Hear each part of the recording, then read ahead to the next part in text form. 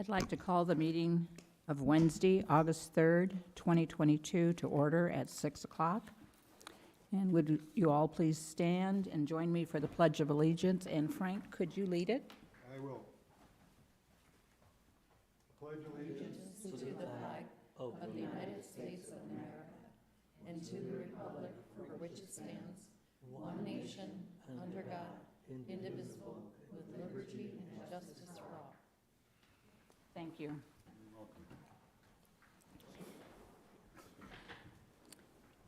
Glad I can help. And item 3, Carol, could we have the roll call, please? Yes, Madam Chair. Commissioner Luciano Bootson, Present. Commissioner Frank Shanebeck, Here. Commissioner Heather Moeller, Here. Commissioner Terrell Moore is excused, Vice Chair Judy Bory, Here. Commissioner D.L. Kine, Here. Chairman Wayne Standage is excused. We have a quorum. Thank you. The Commission may at this time take single action on any or all items listed as consent agenda items. Any member of the Commission may remove any item from the consent agenda for discussion and cause a separate vote on the matter later in the agenda. Do I have a motion? Madam Chair, I move that the Parks and Recreation Commission accept the agenda as presented and approve the minutes from the July 6, 2022 regular meeting. Second. And Carol, may I have a roll call vote, please? Yes, ma'am. Commissioner D.L. Kine, Yes. Commissioner Luciano Bootson, Yes. Commissioner Frank Shanebeck, Yes. Commissioner Heather Moeller, Yes. Commissioner Terrell Moore is excused, Vice Chair Judy Bory, Yes. Chairman Wayne Standage is excused. Thank you. The approval is unanimous. And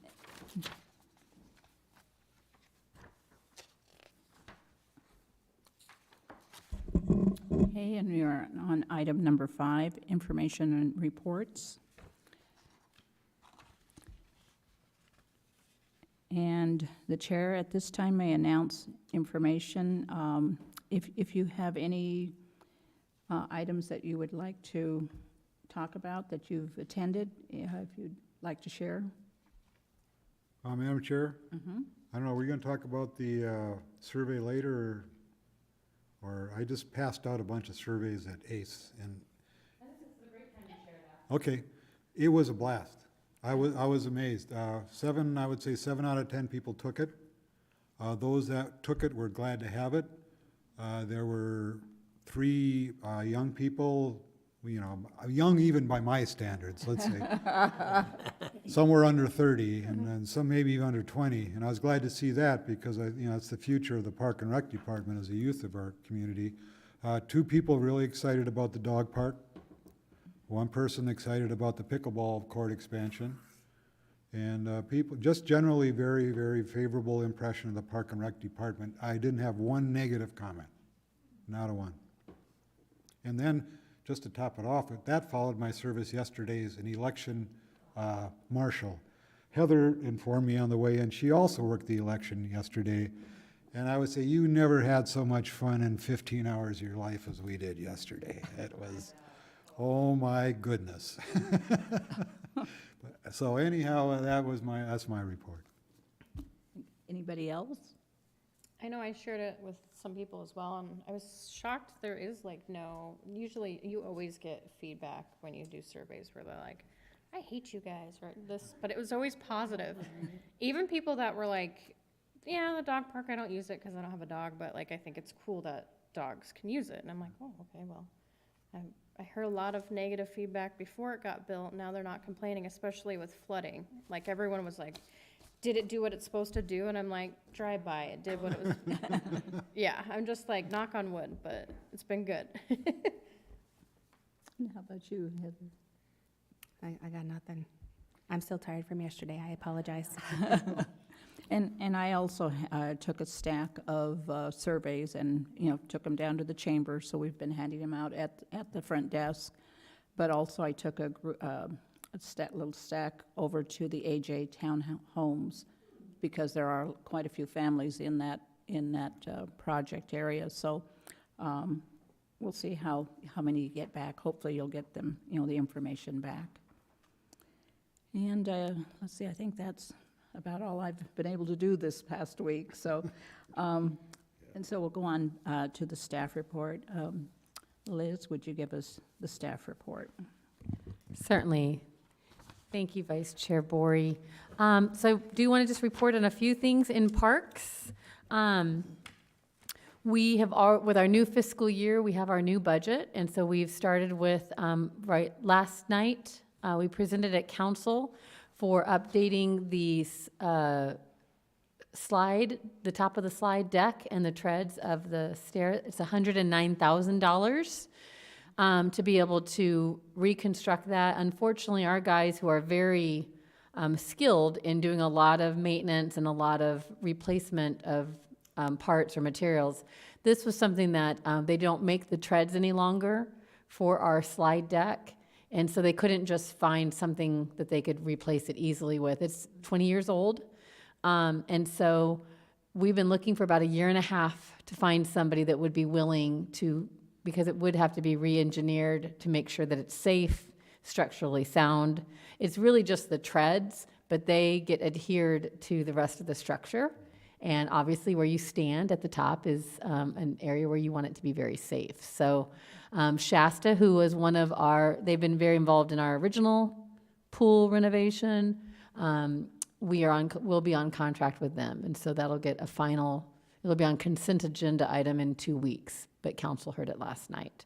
So we're trying to get a lot of our projects here early on, because we are finding that there's anywhere from a 16-week to a 10-month lead time on certain things. So we want to get those projects started. The other major one that you're going to hear, in addition to all the smaller stuff that we've got going on at parks and some of the things you already have heard of with our grant, one of the other major budget items is that we're budgeted to be able to fully replace all of our cardio equipment at the Multi-Generational Center. So it's 8 years old. Typically, the life that you'd like to have of a commercial equipment is about 5 years, but our team does a fantastic job of stretching out that life a little longer. We would not be able to afford to replace our cardio equipment every 5 years. So we're on year 8, and we were able, with the ARPA funds, some of that one-time money, to be able to replace it, and we'll get a new round of cardio, and that was approved in the budget this year, and we've already started with getting that through the process, because that will be a while to implement. Yes. And I will say, in those 8 years, and I've been going to the gym quite a bit during that time, it's very rarely that even one machine has been down. Nice, that's good to hear. Yeah, very they try to stay on top of that. The other nice thing is that we have been able to wrap into those extended warranty periods that might not come normally. Preventative maintenance plan, where we do have other people come out quarterly to be able to do some major maintenance. So again, I think that the amount that we invest early on in what we select helps us to be able to make it last as long as it can for us, so that way we can be frugal with our money, but have a good thing that's going to attract members. It's important that your equipment is working, otherwise members will not stay. So those are two really big facility projects, in addition to a lot of the things that we're working on at Superstition Shadows Park, Silly Mountain. I am sad to say that we have to start all over again with a lot of those. We have the money. The problem is finding the contractor that can get it. So again, we got the money so late in last fiscal year that we couldn't solidify a contract. So all of those are getting started right now. All of our bids are coming in way higher than they originally did. So we're trying to figure out how we're going to shuffle around some of that money. The tennis courts are much higher than every single item is tens of thousands of dollars higher than what it was originally. Doesn't mean we're not going to do it. It just means we have to shuffle things around, and we are doing a little bit more price searching to make sure that we can get the best price as quickly as we can. So we'll have more updates on that as we go. Liz, on the old equipment, does that go to like a city auction? So kind it of thing, can, or- we can trade it out. It's not a lot of trade-in value is what we learned from the last time and what we've already heard for this amount. We are exploring options of looking at if it can be donated and if it's worth that. But even just getting it down from the top story it costs money. And so we might find somebody who could come in and at least be willing to take it away for us. But it doesn't have a lot of trade-in value at the rate that we're at. But we have explored auction, donation, as well as the trade-in with our finance department. So when we know more about what the final decision is, we'll make sure we share with you all. Okay. Another major item that I think we've talked about, especially as it relates to the Parks and Rec strategic plan, is that one of the biggest areas of improvement in a lot of our parks is our restrooms. So that made it into the budget, is our remodel of all of those. So while I would love to say that, I'm sure that there's more we could do cleaning wise, but these are outdoor air restrooms, and some of them are 20 to 30 years old of flooring that is, not conducive for outdoor air restrooms, fixtures that are old and easily damaged. So we did budget to be able to do all stainless steel throughout everything, which is much more durable. It will last. It's what we have at Flatiron. It's what we put into the pool this past year. Changing out partitions, doing new drywall, and all new fixtures, as well as some of the restrooms do have some roofing repairs, and then they're all getting new flooring that will hopefully be easier to mop, to power wash out, but really looking at things that are a little bit more durable, that we can start from scratch and make sure that we are maintaining on a regular basis. It's very, very frustrating for any of our staff. Again, could they do a better job? Absolutely at times, but it feels almost pointless. There's staining and things like that are just really hard to get rid of. So we think that this fresh start will really help. And that made it into the budget this year for all of our restrooms to get a renovation that haven't already been done. Along with that, is there any going to allowance be made for cameras to keep an eye on them? So our IT department is looking at, so they were able to get all of our cameras back online that we already had. And then they are looking at where we can find the ability to add them. So some of our parks, the problem is that there's no fiber or Wi-Fi. And so they have to be hardwired in, and that's not the best solution right now. So our IT department is actively looking for Flatiron and other areas that might have some bigger challenges. We'll start with those. So if it's not this year, then it'll be next year for sure. As I shared a little bit about strategic plan as far as we talked about improvement areas, just wanted to remind the commission, so we've gotten a great response from the survey. So as a reminder, our strategic plan will help us to determine, and you guys will help to prioritize out of that information, what are some of the new amenities that we're going to be getting. So I keep hearing from people, I want this, or somebody wants this. Well, if it's one person that wants it, it's probably not going to make it on the list. The more people that want that item, and again, not just through the strategic plan, through some of the other ways that we hear from the public, I would really encourage people that if they say if you think it's wanted, then find out if it is and encourage them to fill out our survey, because we really need the data that is going to help us to back up the decisions that we're going to be making. So we've definitely been encouraging people whenever they share a need or a want to please encourage their friends to go in and do our survey. With the survey, it was interesting that I probably accosted 20, 25 people, and none of them said they had done anything online.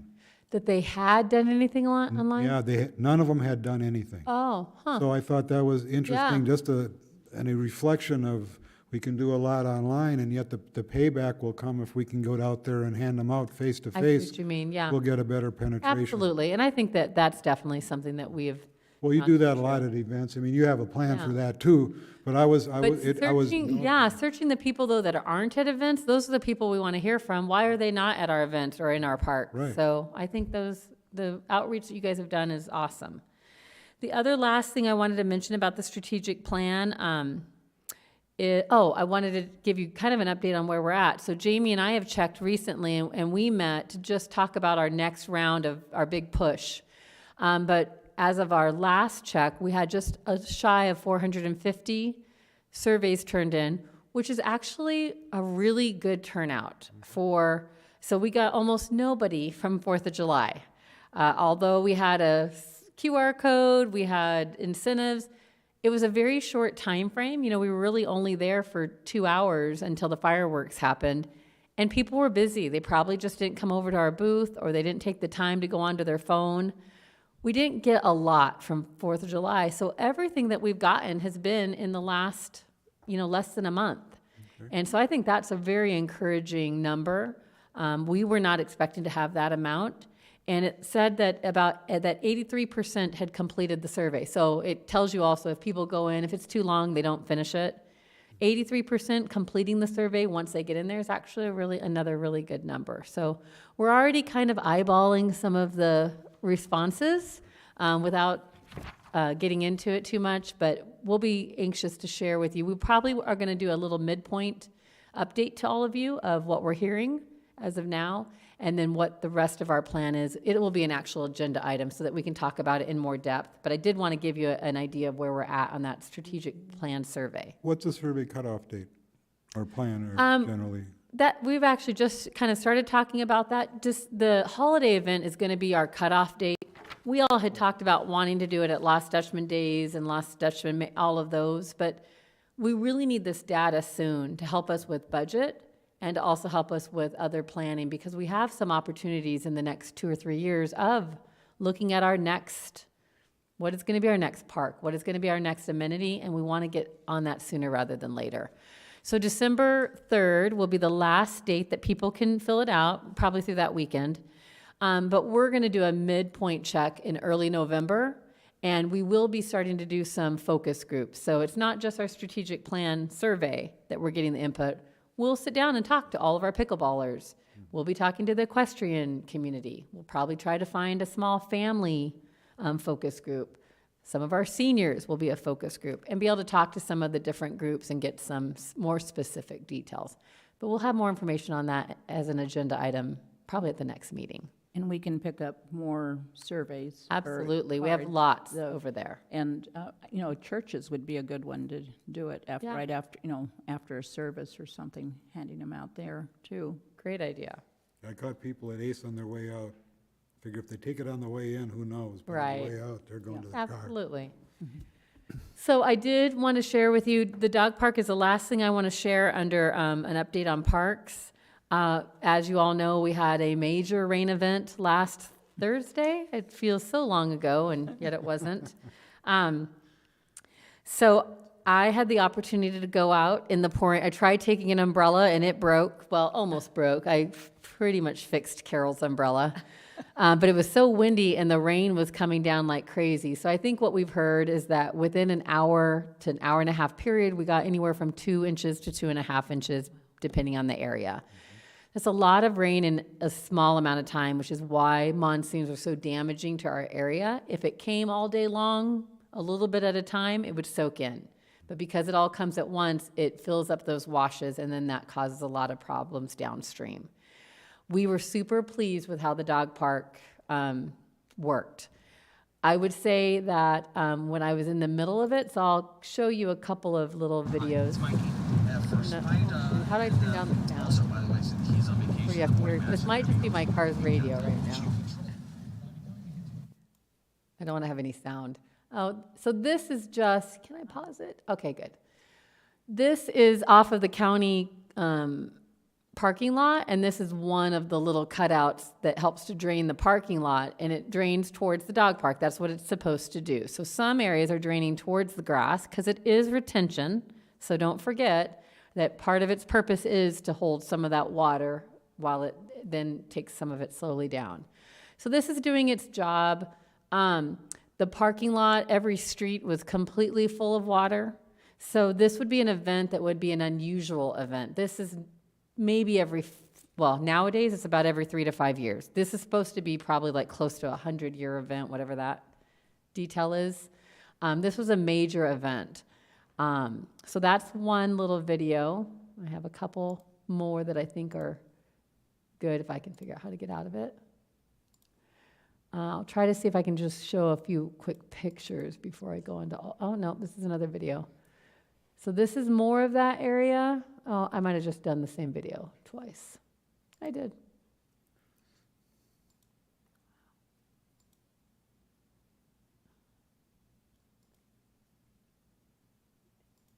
Is that an actual image? Yes.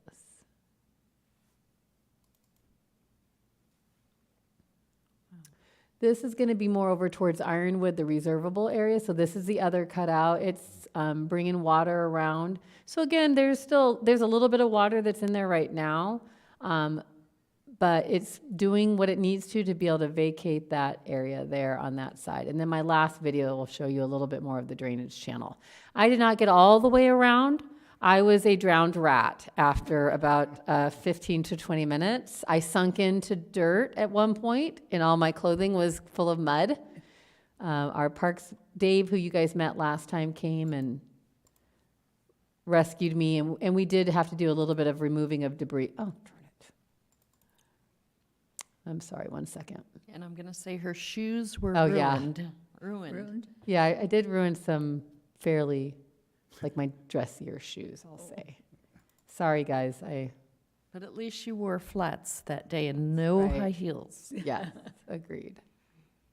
Oh, darn it. This looked Yep. better from my computer of being in the right order, and it rearranged it. Parks and Rec, what happened to you? I have one more good video for you. Jamie, can you tell what I'm doing to ruin this? I think I'm just making it bigger on accident. Still in work session, yeah. And I clicked on finance. Yep. Maybe I was hovered on finance on accident. Parks and Rec. Can you all confirm that I am clicking Parks and Rec, please? Yes. We just really want to talk about finance. I know. Money like, talks, money. I was going to say, they have been very good to us, so they have worked hard to help us to get some of our things purchased.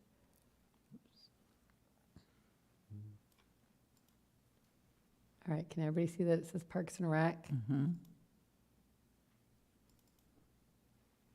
Ta-da! Ta-da! Hey, That's mesquite, that drainage. I labeled the other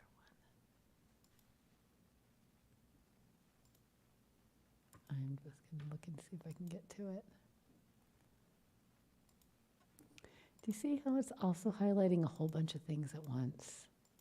We might not get to where I might have to send it to you guys in an email. Operator error.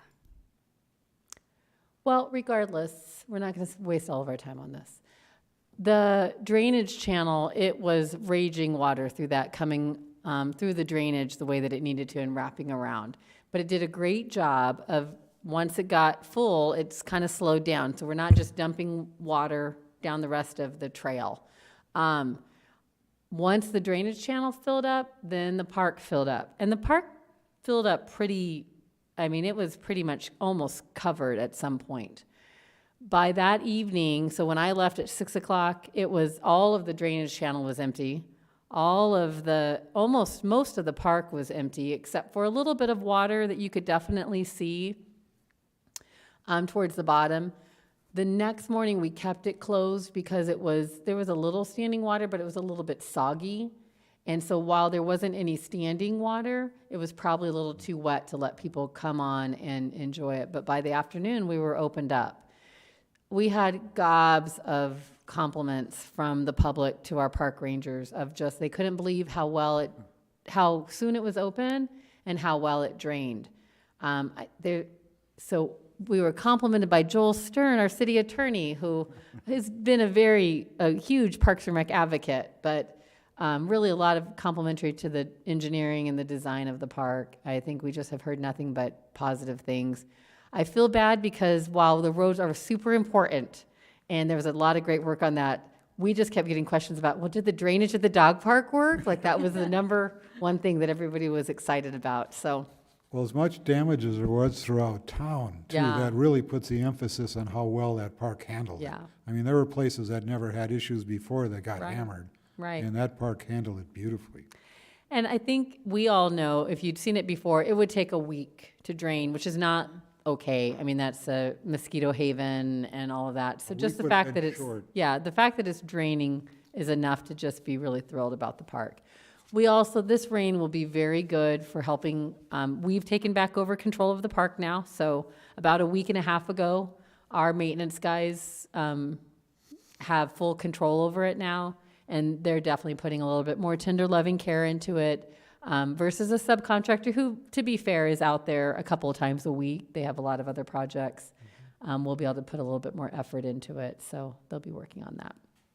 And that concludes my facilities report, unless you have other questions. Anybody else have questions or? Okay. Then we are off to, let's see, where are we at here? Presentation, discussion, and update on upcoming events. And that's Liz or Jamie? Yep. Good evening. How is everybody doing?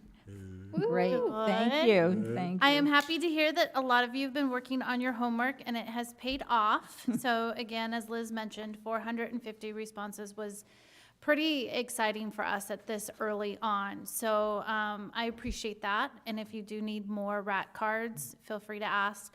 We have a very lengthy plan of action of all the places that we're going to hit and the methods that we're going to reach. So we're pretty excited about that over the next three months, September, October, November, almost 4 months. So yeah, so that is a goal of our staff, to be able to get those out, get them in the hands as many people. It was important for us to start this in the summer so we can get a good reach of folks that are living here during the summer. So in July, this past month, we had 35 registered programs with over 700 participants, so down a little bit from June, but that's normal. We are at the end of summer, although it doesn't feel like it. School is back in session. We did have a teen night at the pool, and so we are finishing up swim lessons, so those are still going on, but we are in our last session in the evening. And the pool is still currently open on the weekends until the 14th of August. We had a great lifeguard season. I know that we've shared with you all summer and before summer, but we did have a really good group of lifeguards and WSI instructors. We had some lifeguards who kept learning and got their WSI during the summer. Most of them don't do that. They wait until the next year. A lot of them seem eager to come back, and that's going to be our next goal, is to retain a lot of the staff that we had this year so we don't have a bunch of rookies next year. We had 1,225 different members utilize our center 13,674 times during the month of July, and that's just members. That does not include the daily drop-ins or the casual person coming into the center. That as a member came in, swiped their card, and went and utilized the facility. So good numbers there. We're busy. July, as you guys know, was National Parks and Recreation Month. We celebrated all month long because it's a party. On the 15th of July was National Parks and Rec Professional Day. So we celebrated our staff and took treats to all the different areas, parks, rangers, the pool, and got to kind of celebrate our staff. August, this month we really begin to prepare for fall. As you guys know, we're going to get into that time period where we are working every weekend. We have something going on for a period of 6-7 months. So August, we'll be spending a lot of time prepping for that. But we do have our special interest programming going on. We do have bingo, family bingo, not cash bingo. So that happens in August. Bingo was mentioned when I was doing my handout. Now, we do have cash bingo through the senior services, but they do that during the day, and we hear people want it at night because they want like the jazzercise bingo where they got lights and music and you win big pots of money. We're not there. We're just regular family bingo where you're winning board games and MGC memberships. But that is a pretty big event, so we're super excited for that. I will be sharing with you guys before the next meeting. Carol will email you a list of our fall events and their contacts. Because you guys said, well, I won't do much during the summer because it's so hot. I promise we'll come out in the fall. So the fall is coming. And I will say that if you know that you want to commit to a bigger event, it helps us to know in advance, because then I'll actually give you a role, like you'll have a job. But your contact person will be on there. But as always, if you have questions, you can reach out to me directly. Our new brochure is out. So in your handout, there's a little cool skeleton guy, and there's a QR code on there. That takes you, and there's a link on there, that takes folks to our brochure with all of the things that we have going on through the fall. And then you guys have your event cheat sheet. We hand that out to the public as well, but you guys will get something a little bit more detailed. Let's see. Also, starting back up is our Youth Advisory Council. So they're not very active during the summer, but they will be picking back up. They'll be doing nominations this month. We'll have some new officers, and they will be establishing their work plan for the year. So they will be attending the Arizona League of Cities and Towns, which is very exciting for them. And we hope to have we have a great program last year. We see a lot of them coming back. So we're excited to have our Youth Advisory Council back in action. With that, can I give an intro to Gary, or do they have to go through a formality? Perfect. Okay. So that is the conclusion of, I don't have homework for you guys, because I'm going to let you rest knowing that you're going to be super busy come the fall. But if you really want homework, just continue to spread those surveys out for us. I want more surveys. Yes, thank you. Thank you, Jamie. The shirts are great, too, so thanks. When do we get to open their presents? I'll tell you about that when we introduce Gary. Okay. They're Gary's presents. Oh, okay. Presentation discussion by Gary Gartner, Recreation Coordinator regarding youth and adult sports. And So as Gary comes up, I'm not going to talk too much about Gary, but I have been able to work with Gary for more than 15 years. Just when I think I know everything about him, I learn something different. But I just want to, Gary does our adult sports and our youth sports. And I think that we forget that Parks and Recreation is often the very, very first interaction that a child and their parent will have with sports. And while they might grow out of it, those are fond memories that grandparents have and parents have, and the kid just, eating the bugs in the grass instead of playing actual soccer or mob ball. Sports is, it's so important to the livelihood and to your community and the growth of kids. They learn so many things through sports. Being a sports mom myself, I couldn't help but be Gary's team mom tonight. So you guys have a snack pack. So, you guys have just came off the field. You've played your game. Everybody's a winner because we don't keep score.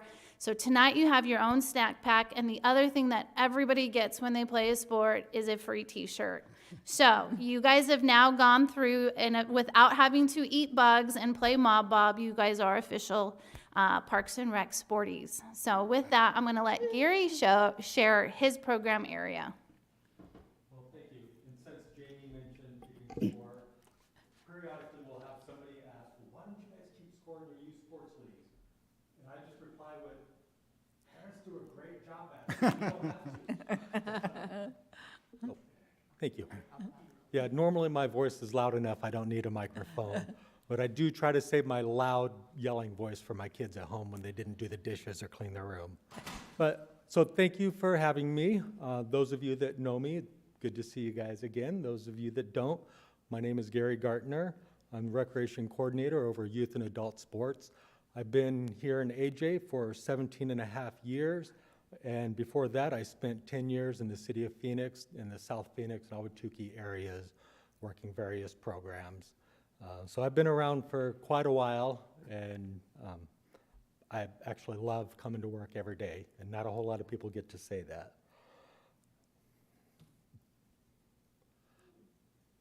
So I'm just going to kind of go through the slides. So our youth sports leagues, we offer soccer in January and March for ages 4 to 5, 6 to 8, and 8 to 11-year-olds. Our basketball league is June and July for ages 6 to 8, 8 to 11s. Baseball is August and September for ages 4 to 5 and 6 to 8. And flag football is November and December for ages 6 to 8 and 8 to 11. And in connection with each of these leagues, we also run parent-taught sports programs for ages 3 to 5.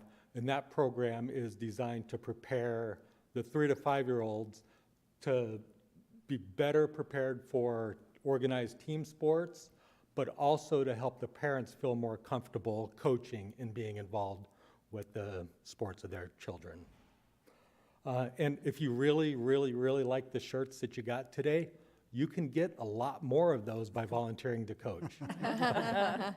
And speaking of volunteer coaches, over the past year, we've had 70 volunteers contribute 1,050 hours of volunteer time working directly with these kids and their teams.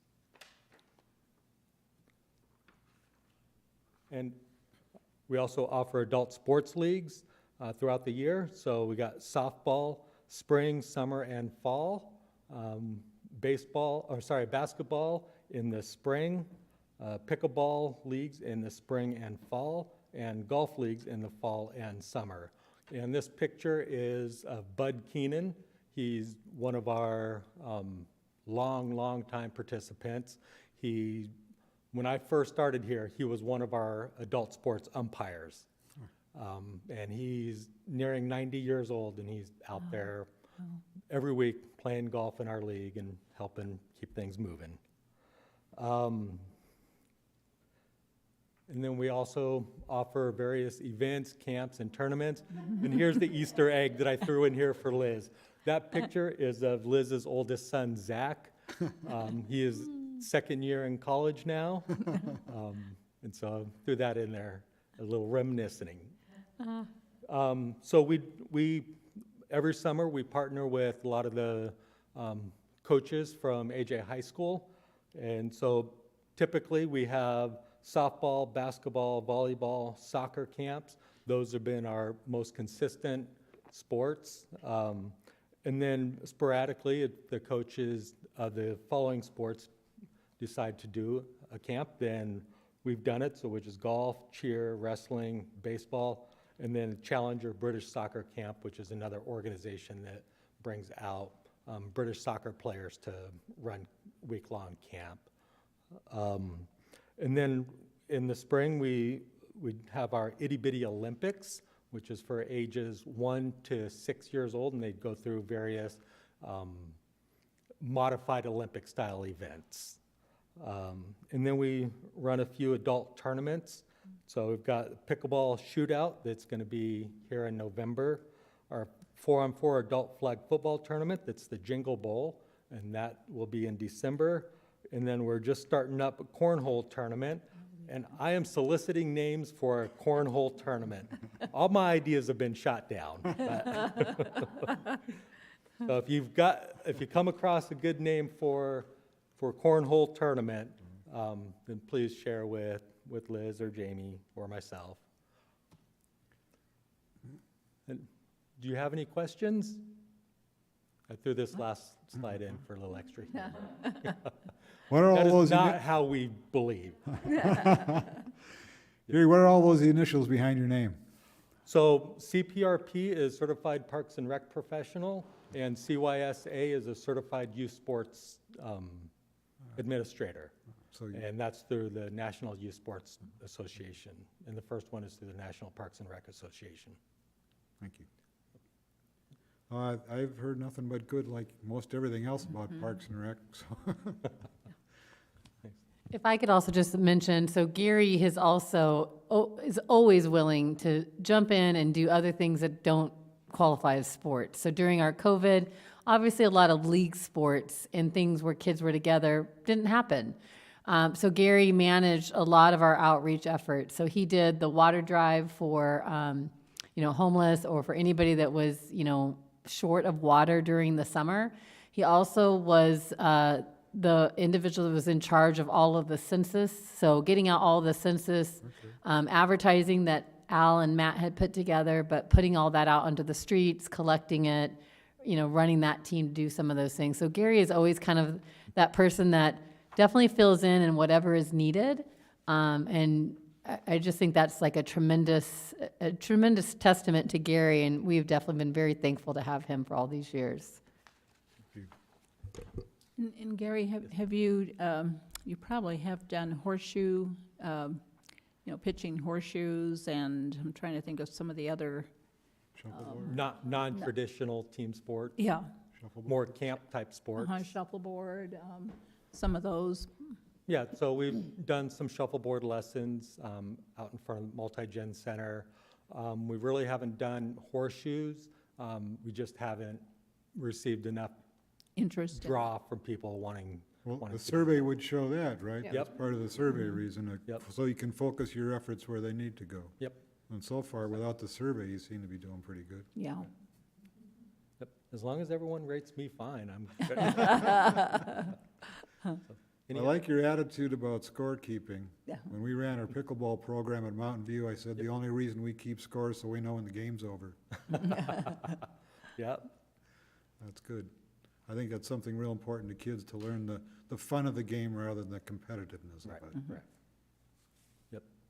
Yeah, competition is a natural aspect of the sport.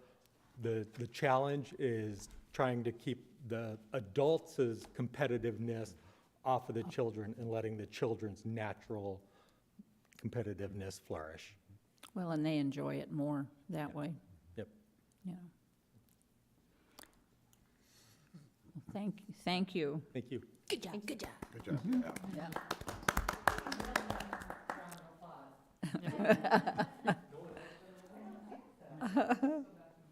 There can only be one. Well, we filled our quota. It was the clap for the last 3 agenda items. That was for everyone. And now we're down to old business. And we have a couple of items here, so Liz, please present what you have on this. So as promised last month, I have permission to be able to share some of the conceptual stuff. We do have some more specific drawings right now, but because they are still in the making sure that it's all going to pencil out budget-wise and then later maintenance-wise, we just don't want to make any promises or get people's hopes up if something has to change. But I can tell you some of the for sure things. So this is kind of the overall look of the Brookfield side. So remember that on Ironwood kind of separates the two developers. On east of Ironwood is Brookfield, and they are developing this whole side. And then west of Ironwood is D.R. Horton, and they are developing the other side. We do not have currently any public parks on the D.R. Horton side right now until phase 3. So basically their last third of the development will have a whole public facility. Library substation, a park, potentially a police substation, some other amenities in that area, but they are not as close to that yet. They will have lots of private, smaller parks that are part of their development. So we're going to focus on Brookfield because this is their first, the area that they're going to be selling first. Does it show here what road? Yes. So Ray is like their other boundary. And so basically both builders are starting at Ray and building, and then they're going north. So yes, they're starting at Ray and going towards towards the downtown Apache Junction area. So for the first district, they're calling each of these sections a district. And so they'll have a South District Park, a Central District Park, and a North District Park. So we will have 3 ultimate park areas that will be public when they're fully built out. They expect that in September of 2023, and we'll find out whether that's a reality here pretty soon, but a year from September is when they hope to be opening their first park. So Frank had asked last meeting, he wanted to know what's our next thing. We just finished the dog park. I would say that that's likely the most next thing we're going to have Anything else is farther out in design that it probably won't happen as soon as this might. So each area is going to have a park, and so the park section is this that I'm kind of circling with my cursor. And then there is this linear park, which is kind of a trail system that is going to go, one is going to go along Ironwood all the way the length of the development, so it'll keep going north. And then this is going to be along their spine road. So this is Blossom Rock is the name of the development that Brookfield is doing. So that's the name of the whole development. And this is Blossom Rock Trail, linear park right here. The linear parks are going to have a lot of low water vegetation, but they will have some areas of grass. So it won't be like constant grass, but it will have some areas of grass for open space and to look nice. They want these to be tree lined and to be something that's inviting for their community. Throughout this, it's actually a very big area. There will be some other amenities. There will be a trail system within there that people can walk and get to other areas. All throughout their complex, there are small little mini trails that connect back to these linear parks. And so it's going to be a very walkable community. Let's see if I can blow up our park a little bit more so I can show you, maybe.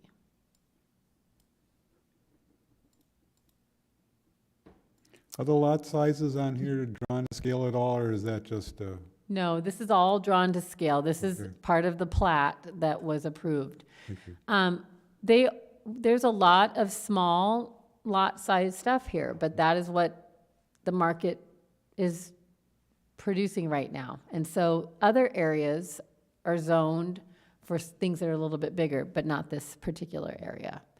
So every district park is going to have a lake. This South District Park, so here's the lake that's in this South District Park. All three lakes will have fish, but only one of them, most likely the Central Park, will have fishing. So fish are in the lakes mostly for lake maintenance. So they help with, eating the algae. They're there really for the health of the lake. But we will have one that public fishing will be allowed at. It's hard to see on this map, and I'm anxious for us to be able to show you real drawings soon. But basically, people will come. There's parking here in this area. There's a great big welcome center, I guess is what I'll say. It's a big open air area where people will be able to walk through. They'll be able to have access to, this is an entire adventure playground. So it's rock walls and all kinds of customized playground features, as well as a lot of traditional playground amenities in this whole area. People will be able to walk through and then be able to walk all around the lake on this side. But this is a park that is also shared with some private space. So a lot of these areas will be open similarly to how Eastmark and Mesa is. There'll be a lot of public access, but then there'll be some keyed access. So this pool is not our pool. It will be the pool that is available for the community members, and the association will maintain that. They will be responsible for that. So it's not going to be a public pool over here. To be honest, we are not at capacity at our current pool. So we are happy with that plan because a pool is very costly to maintain. It's very costly to operate, and it doesn't have a lot of return on investment. So it's tough for us to recoup any of those costs. So we're okay with that right now.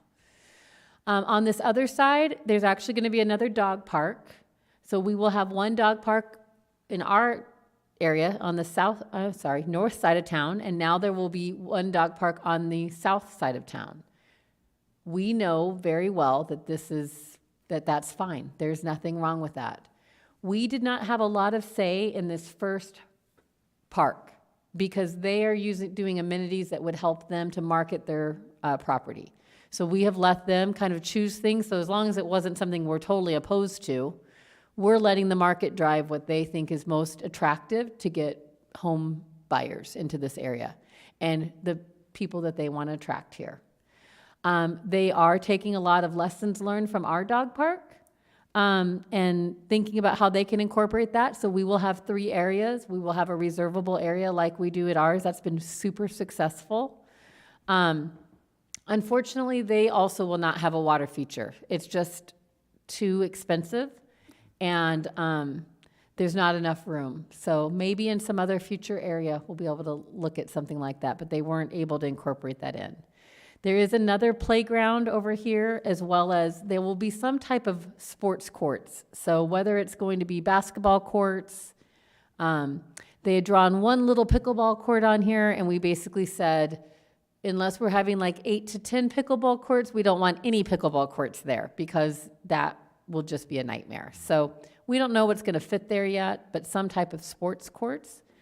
And then as you can see, as we get into this linear park, there's a lot of open grass area. Some of these will be used for sports and for other activities. It is separate. It's more separate than it looks from the road. This is very depressed low down, so that way things aren't going out into the road. But it's designed because this big space right here is probably going to be some type of a school, so a K through whatever. And we will have an interagency agreement between the association, the school that comes here, and Parks and the city of joint use of this facility, so that they're not having to build more space we can share, during the day, just like we do at a lot of our other facilities. During the day, it can be used by youth, and at evenings and weekends, it's used by the public. So that's kind of in a nutshell. It's hard to see on this.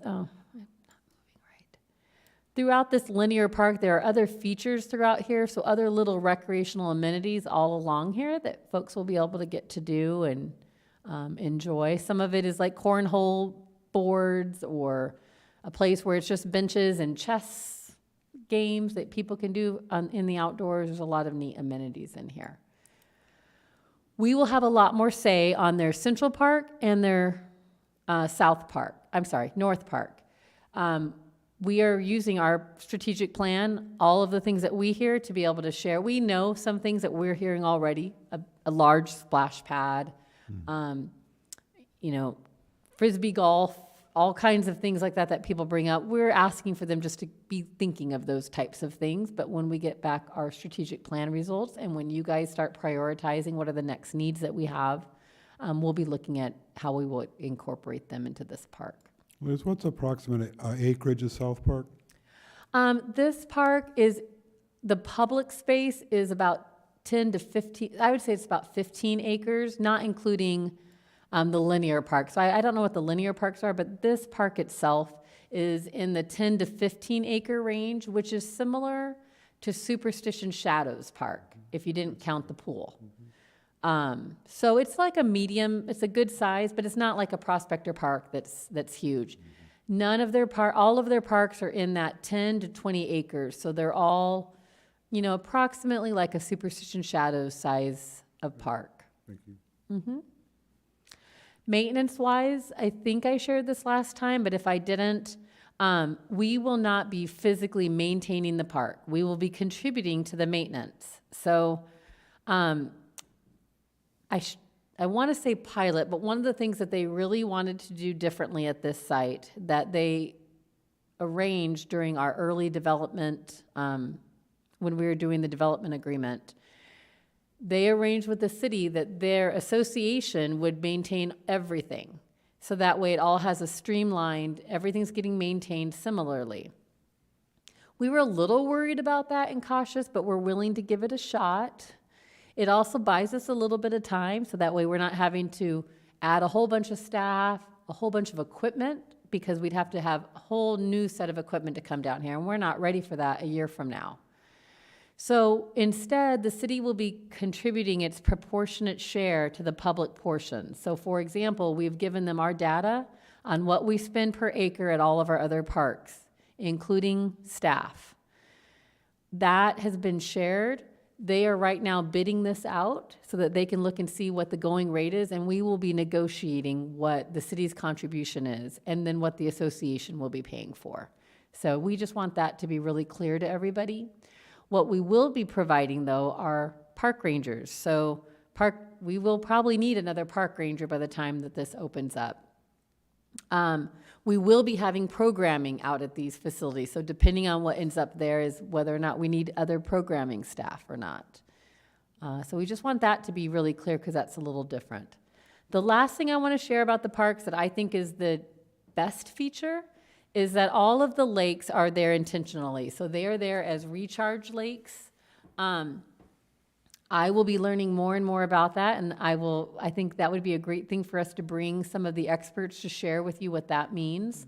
But the sewer district, the water district, the parks department, and then the designers of the park are working closely together. So all of that, instead of sewer water just, going wherever, it will actually be treated, stored in tanks, brought to the lake. The lake would become a storage place, and then it's pumped out and used for irrigation. So for all the grass, all the trees, they are looking at using the irrigation, or they're looking at using these lakes to irrigate all common areas, which is really important for this area. I know we've all heard about how everybody's worried about water. There's enough water in this whole water portfolio to handle these 4 square miles. But we're going to do an extra part by conserving in this way and using the water basically twice. What questions do you have? I think that concludes what I needed to share. So you may have some staff moving over to help run those program areas, or? So right now, there's nothing here that is a major, so there's not like a whole set of sports fields so that we'd need extra staff for Gary. So it might be that he might have extra staff. There's nothing that's coming though, like there's not another pool. There's not another multi-gen center coming. So we do not need to move staff over, but we would have these areas for some extra programming. So for other events, we'll be managing the dog park whenever it's there, so whatever that looks like. We won't be doing maintenance though at all. So none of our parks maintenance team will be moving down here. Now somebody will be coordinating with their maintenance and will be responsible for overseeing it and solving issues for the public. But we won't be physically mowing or trimming or taking care of the lake. None of those things will be our responsibility. Anybody else? Any questions? Thank you, Liz. You're welcome. And then our next item is update and discussion regarding community engagement options for new housing development. So Jamie, this one is a very short one. Jamie and I met with Al Bravo and Matt McNulty. I think I shared last time that Matt had already started working with both Janine in our economic development office as well as others. They have been working on preparing an infographic materials that would share some of the details about our community, about the benefits of living here, all the great stuff that's here. And so I think it was just very timely with the conversation here about, how can we be sharing more about our programs and taking this opportunity to let all of our new families know that we want them to recreate here. We want them to, shop here. We want them to take advantage of our services. So it was kind of cool because they already had that sort of in the works. I think as we talked with Matt and Al, a lot of it was geared getting ready for this South development, but also knowing that we have development going on right now. So we do have a meeting with the marketing person for Brookfield that's coming up. So we'll be talking to them about when they start selling their homes in a year to be ready for what that looks like, as well as how they might want to get involved in some of our special events and some of our other things to kind of be engaged with our community. But in addition, Al has gotten the list from Development Services on all of the other developments that are going on and those main contacts. And so he is going to be reaching out and setting up meetings with every single one of those and just seeing what they're willing to let us kind of bring as a welcome packet for new families that are, as they move in, I think is what our goal is that when they move in, whether it's sitting in their house or whatever that welcomes them to the area. The library is very excited to be a part of that. Al will be reaching out to the other departments, so we'll be putting in swag we already have of some of our PD programs like the VIN etching and all of the great programs that are already offered by our city departments, our stormwater information. Whatever swag we have in there so that they have some things that are tangible and, gifts, and then others that are just more informational. So we'll definitely keep you apprised of that after maybe our first one is finished, but they are looking at, you know, what bags we're going to be providing, and definitely making sure that we have a little budget for that, and we're excited to see that moving forward. So definitely appreciate that being brought up, and I think we're ready to go for that. Thank you. Anything else, Jamie, that I missed? Okay. And that's it for that. Okay, and so we're down to new business. And if we have no new business, Oh, we'll move on. Okay, call to the public, and Sarah, do you have anything out there to? Not today. Not today, okay. Thank you. And so if there's no public, we'll go on to our next agenda item, which is call for future agenda items. And does anyone have items that they would like to recommend to the next agenda? I think we just keep, I like what we're covering right now. I think we've got plenty on the plate that we're moving on. We aren't lacking for stimulation. yeah. Vice Chair Bory, I would like to request to put on to the agenda. We have an agency, the Arizona Sustainability Alliance. They have been a partner for us with the Apache Trail Median of bringing native plants to that area. They've helped with volunteer work. They have a very broad, overreaching mission, and they do things like designating cities as a Tree City USA, helping cities to kind of just be more conscious of increasing the tree canopy in their communities. They have a lot of neat programs that I think they've been trying to get off the ground with us. And so what I've shared is that I think this group is a great group just to bring their ideas to, and here you guys can listen to what they have and see if there are items that seem like we need them in our community. And I think you guys would be a perfect sounding board for which of their things would be the best thing for us to focus some of our attention on. Because they have about 20 different great ideas, and I think that if we could focus on one or two of them, I think that'd be great. So they've requested to come to a meeting and just share with you what Tree City USA is and some of those other things. And what was their name again, Liz? It's Arizona Sustainability Alliance. Okay, So we'll add that. I think we're going to try to get them at the September meeting. okay. And then I think we're down to our last two presenters, Jared Grimm, our new special events coordinator, and Matt King, who is our north side park maintenance supervisor. Is that everybody? Yep.